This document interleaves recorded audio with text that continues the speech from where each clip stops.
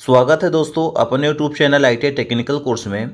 दोस्तों यदि आप लोग आई कर रहे हो तो इस पेपर को ज़रूर पढ़ लेना, पक्का पास हो जाओगे। क्योंकि ये वो पेपर है जो पिछले साल आ चुका है। बहुत इंपॉर्टेंट क्वेश्चन है, आप लोग ज़रूर पढ़ना। जो ट्रेड थ्योरी है इलेक्ट्रीशियन के, वो 40 क्वेश्चन आपको देखने को मिलेंगे। बहुत इंपॉर्टेंट क्वेश्चन है दोस्तों, यदि आप लोग आई कर रहे हो ज़रूर इस पेपर को पढ़ना, तभी आप लोग पास हो पाओगे, अन्यथा नहीं। क्योंकि इस साल जो पेपर हो रहे हैं 38 नंबर के क्वेश्चन थ्योरी के आ रहे हैं, जिसमें से 76 नंबर का आ रहा है, और ये पेपर हमारा 80 नंबर का है। ट्रेड थ्योरी का 40 क्वेश्चन है, यानी 80 नंबर का क्वेश्चन आपको देखने को मिलेगा। ट्रेड का नाम है इलेक्ट्रीशियन, सेकंड ईयर। यदि आप सेकंड ईयर पे हो, इलेक्ट्रीशियन ट्रेड पे ITI कर रहे हो, तो इस पेपर को पढ़ लेना, पास हो जाओगे। अभी तक इसके पहले सारे हमारे इंपॉर्टेंट क्वेश्चन आप नहीं देखे हो, उसको भी देख लेना। बहुत इंपॉर्टेंट क्वेश्चन मैं बता के ऑलरेडी रखा हूँ। क्योंकि सारे क्वेश्चन इस साल आ रहे हैं, नेमी पैटर्न से ही आधारित हैं। और आप लोग चैनल पे अभी तक नए हो, चैनल को सब्सक्राइब कर देना, लाइक कर देना, शेयर कर देना, ताकि किसी भी प्रकार के इंपॉर्टेंट क्वेश्चन डालूँ तो आपके पास ज़रूर जाए। मैं इंजीनियरिंग ड्राइंग, वर्कशॉप कैलकुलेशन और एम्प्लॉयबिलिटी स्किल का भी सोल्यूशन करा रहा हूँ। एम्प्लॉयबिलिटी स्किल का जो पेपर है डिस्क्रिप्शन पे लिंक दी गई है, आप उसको ज़रूर देखना। ठीक, ये पेपर की आंसर की है जो पिछले साल हुआ था, और सबको मालूम हुआ होगा कि पिछले साल ऐसे ऑनलाइन एग्ज़ाम हुआ था, जिसमें से वर्कशॉप कैलकुलेशन के 20 क्वेश्चन थे और ट्रेड थ्योरी के 40 क्वेश्चन थे। मैं आज आपको वही 40 क्वेश्चन बताऊंगा जो ट्रेड थ्योरी के थे, और आप लोग ट्रेड थ्योरी के ही सबसे ज़्यादा प्रैक्टिस करो। क्योंकि वर्कशॉप कैलकुलेशन 6 क्वेश्चन आ रहे हैं 12 नंबर के, तो आप आसानी से इसमें पास हो सकते हो। चलिए आते हैं आज के फर्स्ट नंबर क्वेश्चन पे। फर्स्ट नंबर क्वेश्चन हमारा क्या कह रहा है? फर्स्ट नंबर क्वेश्चन आज के ये है कि हमारे DC जनरेटर का नाम पूछा है। Name of the part of DC generator. अब आपको मालूम होना चाहिए कि DC जनरेटर के इस पार्ट का नाम क्या है। क्योंकि क्वेश्चन इंपॉर्टेंट है, इसलिए पेपर भी इंपॉर्टेंट है आपके लिए। DC जनरेटर के भाग का नाम बताइए। इसको जो राइट आंसर होगा, A नंबर होगा साइड एंड प्लेट। ये मैं बार बार बता चुका हूँ कि साइड एंड प्लेट क्या होती है। ऑप्शन बी दिया पोल शू लेमिनेटेड, ऑप्शन सी दिया कम्यूटेटर खंड, ऑप्शन डी दिया armature core lamination. Correct answer इसका जो होगा वो होगा डी नंबर होगा right answer, armature core lamination. ठीक, इस ये स्टूडेंट ए नंबर क्वेश्चन लगा दिया था, इसका गलत हो गया है, नहीं, इसका 2 नंबर कट गया है। आप लोगों को भी इसी तरह माइनस मार्किंग तो है नहीं, बट जो आप लोग गलत करोगे तो इसी तरह वार्न आंसर आ जाएगा और आपका नंबर कट जाएगा। सारे पेपर ऐसे रट लो। इसका करेक्ट आंसर होगा डी पार्ट्स आपके DC जनरेटर आर्मेचर कोर का लेमिनेशन है। क्वेश्चन नंबर अगला जैसे देख लो। क्वेश्चन नंबर सेकंड नंबर दिया है, जनरेटर में प्रेरित EMF की दिशा ज्ञात करने के लिए किस नियम का उपयोग किया जाता है। यानी जो DC जनरेटर है, DC जनरेटर की EMF इलेक्ट्रोमोटिव फोर्स जनरेशन, यानी कैसे जनरेट किया गया है, उसकी जो नियम है कैसे किया जाता है। ऑप्शन ए दिया कर्क स्क्रू नियम, ऑप्शन बी दिया राइट हैंड हथेली का नियम, ऑप्शन सी दिया फ्लेमिंग के बाएं हाथ का नियम, ऑप्शन डी दिया है फ्लेमिंग के दाहिने हाथ का नियम। अब आपको मालूम होना चाहिए कि जो जनरेटर में प्रेरित EMF की दिशा होती है, यानी जो हमारा EMF प्रोड्यूस होता है, उसकी दिशा ज्ञात करने के लिए हम लोग फ्लेमिंग के दाहिने हाथ के नियम के द्वारा ज्ञात करते हैं। फ्लेमिंग्स राइट हैंड रूल, क्योंकि जनरेटर है। यदि यहीं पे मोटर की बात करता तो मोटर पे आप लोग फ्लेमिंग के लेफ्ट हैंड रूल के यूज करते, बायां हाथ का नियम। क्वेश्चन नंबर तीसरा देख लो। तीसरा है which motor has this characteristics curve. किस मोटर की यह विशेषता है, सबको मालूम होना चाहिए ये कौन सी ऐसी मोटर है जिसकी ये विशेषता है। ऑप्शन ए दिया है श्रेणी मोटर, ऑप्शन बी दिया संट मोटर, ऑप्शन सी दिया compound motor cumulative compound motor, option D दिया है डिफरेंशियल कंपाउंड मोटर। ये जो आपकी कैरेक्टरिस्टिक्स बन रही है, ये पूछ रहा है कि ये किस मोटर की बन रही है, किस जनरेटर का बन रहा है। इसका जो राइट आंसर होगा सी नंबर होगा कम्युलेटिव कंपाउंड मोटर। ठीक, यानी कम्युलेटिव कंपाउंड मोटर की कैरेक्टरिस्टिक्स ये है। Question number 4। क्वेश्चन बहुत इंपॉर्टेंट है, आप लोग लास्ट तक जरूर देखना। 40 क्वेश्चन में से आपके 10 क्वेश्चन जरूर फंसेंगे, क्योंकि सेकेंड ईयर में यहीं से हर बार क्वेश्चन आ रहे हैं, तो इस बार भी इसी तरह क्वेश्चन आएगा। अगला दिया है, डीसी फील्ड कॉइल के लिए किस बाइंडिंग तार का उपयोग किया जाता है। यानी जो डीसी फील्ड कॉइल होती है उसके जो बाइंडिंग तार होते हैं, किस तरह के बाइंडिंग तार का हम लोग यूज करते हैं।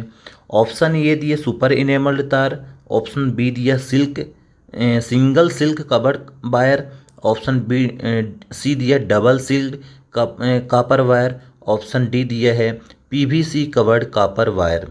इसका राइट आंसर होगा ए नंबर होगा करेक्ट, सुपर इनेमल्ड तांबे के तार। Correct answer A number right होगा।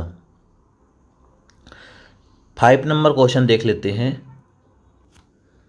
क्वेश्चन नंबर जो 5 दिया है, डीसी मोटर में करंट की दिशा किस नियम से निर्धारित होती है। अब आप लोगों को मालूम होना चाहिए जो डीसी मोटर होती है, डीसी मोटर में जो करंट की दिशा होती है कैसे निर्धारित करते हैं। Which rule determination the direction of current in DC motor. यानी ऐसा कौन सा रूल है जो हम लोग डीसी मोटर की करंट की दिशा को निर्धारित करते हैं। ऑप्शन ए दिए है दाहिने हाथ पकड़ नियम, ऑप्शन बी दिया है दाहिने हाथ की हथेली का नियम, ऑप्शन सी दिया फ्लेमिंग के बाएं हाथ का नियम, ऑप्शन डी दिया फ्लेमिंग हाथ के दाहिने हाथ का नियम।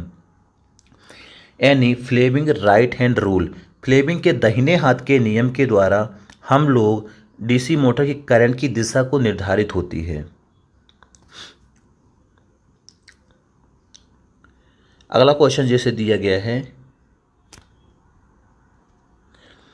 शॉर्ट और ओपन सर्किट के लिए आर्मेचर बाइंडिंग का परीक्षण करने के लिए किस उपकरण का उपयोग करते हैं। यानी शॉर्ट सर्किट और ओपन सर्किट के लिए जो आर्मेचर बाइंडिंग का टेस्टिंग करते हैं, यानी आर्मेचर बाइंडिंग का परीक्षण करने के लिए जिस उपकरण का यूज करते हैं उस उपकरण का नाम बताना है। ऑप्शन ए दिया टोंग टेस्टर या टोंग परीक्षण, ऑप्शन बी दिया है आंतरिक ग्राउलर, ऑप्शन सी दिया है बाहरी ग्राउलर, ऑप्शन डी दिया है डिजिटल मल्टीमीटर। यानी जो आर्मेचर होता है, तो आर्मेचर का ओपन सर्किट और शॉर्ट सर्किट, जो आर्मेचर होता है आर्मेचर बाइंडिंग का ओपन सर्किट शॉर्ट सर्किट एग्जात करने के लिए हम लोग एक्सटर्नल ग्राउलर का यूज करते हैं। Right answer C number correct हो जाएगा। क्वेश्चन नंबर अगला दिया गया है, पॉइंट यानी 3 पॉइंट स्टार्टर के होल्डिंग कॉयल को संट फील्ड के साथ श्रेणी में क्यों जोड़ा जाता है। बहुत टाइप की स्टार्टर होती है, 3 पॉइंट स्टार्टर होता है, 2 पॉइंट होता है, 3 पॉइंट होता है, 4 पॉइंट होते हैं। जो 3 पॉइंट 4 पॉइंट के स्टार्टर होते हैं सबके अलग अलग रूल हैं। जैसे 3 पॉइंट स्टार्टर की बात कर रहा है कि होल्डिंग कॉयल को संट फील्ड के श्रेणी क्रम में क्यों जोड़ा जाता है। ठीक, ऑप्शन ए जैसे दिया है लोड करंट को सीमित करने के लिए, ऑप्शन बी दिया है कम वोल्टेज पर मोटर को चलाने के लिए, ऑप्शन सी दिया है प्लंजर को ठीक से पकड़ने के लिए, ऑप्शन डी दिया है उच्च गति से मोटर की रक्षा करने के लिए। इसका राइट आंसर डी नंबर होगा, उच्च गति से मोटर की रक्षा करने के लिए हम लोग संट फील्ड के साथ श्रृंखला में कॉयल जोड़ देते हैं। जो होल्डिंग कॉयल होती है, होल्डिंग कॉयल हम लोग इसीलिए जोड़ते हैं कि उच्च गति से मोटर की रक्षा करें। क्वेश्चन नंबर अगला जैसे दिया गया है 8वां नंबर दिया है कि एसी मोटर के स्टेटर में कुल विद्युत डिग्री की गणना करने के लिए किस सूत्र का यूज किया जाता है। इसका राइट आंसर होगा डी नंबर, टोटल कुंडली 180 into total number of pole, total electrical degree 180 number of pole. इसका right answer D number correct हो जाएगा। क्वेश्चन नंबर अगले की बात कर लेते हैं। 9 नंबर क्वेश्चन जो दिया गया है, दिया है कि स्टार्टर प्रतीक का नाम, यहाँ पे स्टार्टर कोई प्रतीक होगा उसका नाम अभी दिया है कि स्टार डेल्टा स्टार्टर। इसका राइट आंसर हो जाएगा। क्वेश्चन नंबर 10वां नंबर है, 6 पोल स्टेटर मोटर की विद्युत डिग्री क्या होती है। सबको मालूम होना चाहिए जो 6 पोल स्टेटर मोटर की इलेक्ट्रिकल डिग्री होती है वो होती है 1080। ठीक, यानी आप 180 इंटू 6 करोगे तो यहाँ पे आ जाएगा 1080। Right answer C number correct होगा। नेक्स्ट क्वेश्चन की बात कर लेते हैं। नेक्स्ट क्वेश्चन क्या कह रहा है, 11वां नंबर, त्रिकला संकेंद्रित बाइंडिंग का अवगुण कौन सा, which is the demerit of three phase concentric binding. इसका जो राइट आंसर होगा वो होगा बी नंबर होगा, एक स्टेप्ड फार्मर की आवश्यकता है, एक स्टेप्ड फार्मर की रिक्वायर्ड। क्वेश्चन नंबर नेक्स्ट जैसे देख लो, अगला क्वेश्चन क्या आया था, सिंगल फेस मोटर का क्या नाम है। सबको मालूम होना चाहिए कि सिंगल फेस मोटर का नाम होता है permanent capacitor motor. Permanent capacitor जो मोटर होता है, एक रोटर होता है, एक होता है मेन बाइंडिंग, एक होती है रनिंग बाइंडिंग। यहाँ पे परमानेंट कैपेसिटर मोटर लगा दिया जाता है। इस डायग्राम को पूछ रहा है नाम, तो ये होता है permanent capacitor motor. Question number अगला दिया गया है 13वां नंबर, किस एकल कला की मोटर में टेप फील्ड स्पीड कंट्रोल विधि कार्यरत है। Option A universal motor, option B आच्छादित pole motor, option C capacitor start induction run motor, option D capacitor start capacitor run motor. Right answer इसका क्या होगा, ए नंबर करेक्ट होगा, universal motor. यानी पूछा है कि किस एकल कला मोटर को टेप फील्ड स्पीड कंट्रोल विधि है। ऐसी कौन सी मोटर है जिसकी फील्ड वाइंडिंग में हम मोटर की स्पीड को कंट्रोल कर सकते हैं, वो यूनिवर्सल मोटर है। और यूनिवर्सल जो मोटर होती है एसी टू डीसी दोनों सप्लाई पर वर्क करती है। क्वेश्चन अगला दिया है 14वां नंबर दिया है, एकल चरण प्रेरण मोटर का कार्य सिद्धांत। यानी जो हमारा सिंगल फेस इंडक्शन मोटर होता है लेंज के नियम के अनुसार चलता है, यानी लेंज का नियम इसका राइट आंसर होगा, ए नंबर करेक्ट। क्वेश्चन पूछा था कि एक चरण यानी सिंगल फेस मोटर का सिद्धांत का working principle of a single phase induction motor, length नियम। चलो नेक्स्ट क्वेश्चन देख लो।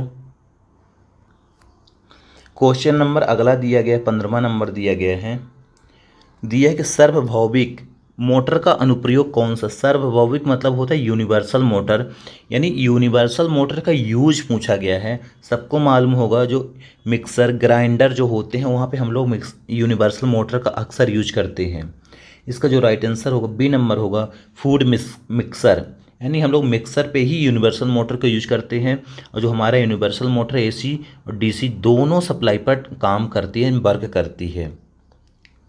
क्वेश्चन नंबर अगला जैसे दिया गया है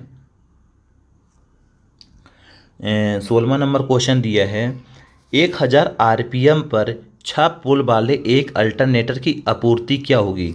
1000 RPM बोले थे, फ्रिक्वेंसी निकालने का सूत्र होता है F बराबर P/N बटे 120। अब यहाँ पोल की संख्या बोला 6 पोल है, आपकी मोटर की स्पीड है 1000 RPM, ठीक। अब यहाँ पर 120 कांस्टेंट है, तो यहाँ पे आप 12 से मल्टीप्लाई करोगे तो आपका आएगा 50 12 पंचे 60, यानी इसका राइट आंसर होगा सी नंबर 50। आप F बराबर P/N वाले फार्मूले से आप निकाल सकते हो, फ्रिक्वेंसी का सूत्र है ये। अगला जैसे क्वेश्चन दिया गया है, अगला क्वेश्चन ये है कि घूर्णन क्षेत्र प्रकार अल्टरनेटर को उपयोग करने का क्या फ़ायदा है। जो घूर्णन क्षेत्र प्रकार के जो अल्टरनेटर का उपयोग होता है वो होता है, राइट आंसर डी नंबर होगा, 2 स्लिप रिंग की आवश्यकता होती चाहे फेस की संख्या क्यों होती है। क्या होता है, घूर्णी क्षेत्र प्रकार के जो अल्टरनेटर का यूज करते हैं, घूर्णी फील्ड यानी जो मैग्नेटिक फील्ड होता है, फ्लक्स होता है, हम उसको घुमाते हैं। और आर्मेचर जो होता है, आर्मेचर को स्थिर रखते हैं। यानी जो आर्मेचर होता है स्थिर होता है, जो हमारा फ्लक्स होता है घूमता है। तो आर्मेचर पे ही जो बिजली बनती है उसको आउटपुट में निकालने के लिए आसानी होती है, इसलिए हम लोग फ्लक्स को घुमाते हैं और आर्मेचर को फिक्स रखते हैं। इसका जो राइट आंसर होगा डी नंबर होगा, 2 स्लिप रिंग की आवश्यकता होती है चाहे फेस की संख्या कितनी भी हो। अगला जैसे क्वेश्चन दिया गया है, कन्वर्टर का नाम बताना है। कन्वर्टर का नाम होती है रोटरी कन्वर्टर। रोटरी कन्वर्टर का मतलब ये होता है एक साथ एसी और डीसी दोनों को कन्वर्ट करे, उसी को बोलते हैं रोटरी कन्वर्टर। अगला क्वेश्चन जैसे दिया गया है 19वां नंबर, सिंक्रोनस मोटर का मुख्य अनुप्रयोग।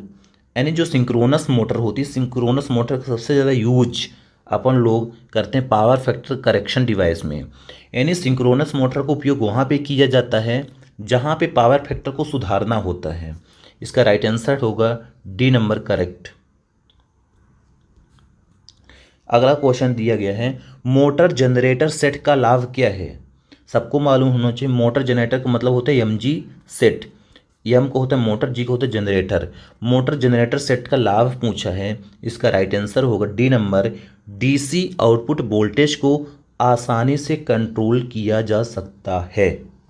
ठीक, ये 20 क्वेश्चन हो गए हैं। आपको इसके आगे के जो 20 क्वेश्चन है नेक्स्ट वीडियो में तुरंत मिल जाएगा, पार्ट 1 पार्ट 2 के नाम से, क्योंकि वीडियो लंबा हो रहा है और आपको सीधे दूसरा पार्ट देखना होगा 20 क्वेश्चन की सीरीज को। ठीक, मिलते हैं नेक्स्ट वीडियो में, आप लोग कंटिन्यू इसको करते रहिए।